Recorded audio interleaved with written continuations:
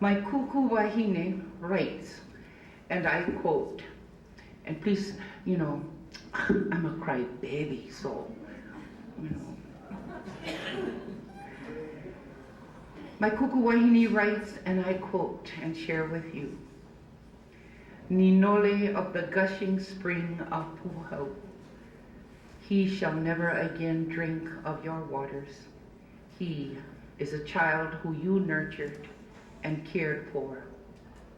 The springs of Pūhau is a life force water. Kawai Ola Lokahi is a life force, or having to do with a life force. To my kūkū wahine and the people of that place, this life force is forever.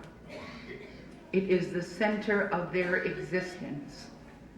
They didn't know that it would not be here for us. They always looked at this as part and parcel of the Native Hawaiians and everybody that lived within. And so, upon her father's death, she goes back to this place Pūhau, and brings closure to her father's life. This is not just a water hole to this family or the people of Ka'u. To my kupuna, this is a life-giving force and the source of her father's identity. If changes were brought about for our best interest, how come we're in a big mess? It's like Aunty Malia Craver was talking about this morning. Kūkū writes about her place, and I share one line. It is a house in which the sweet fragrance dwells. She talks about the hala and the maile and the many forest area of her place and her lehua of Kaniahiku.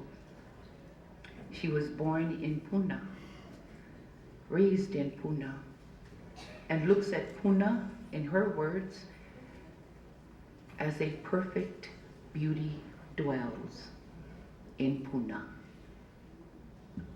And so all of Puna, the whole district of Puna, she refers to as her house, that land, making that connection with that place. That is where beauty dwells, perfect beauty. In looking at the life of her father upon his death, she connects her father's life to everything that has to do with life-giving force, the gushing springs of Pūhau.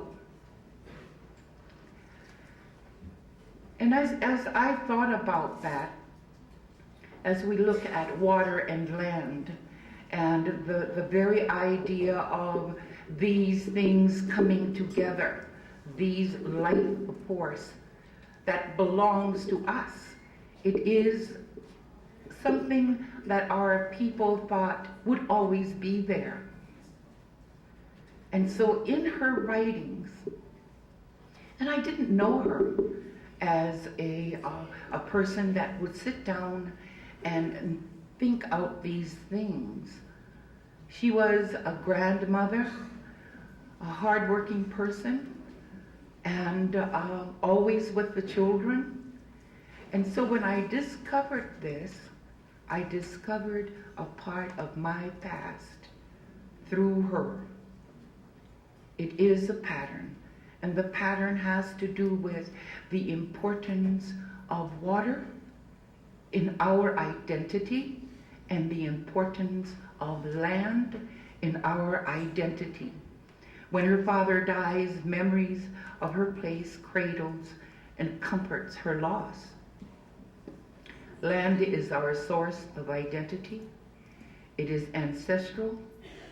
It embraces and distributes the essence of our ancestors.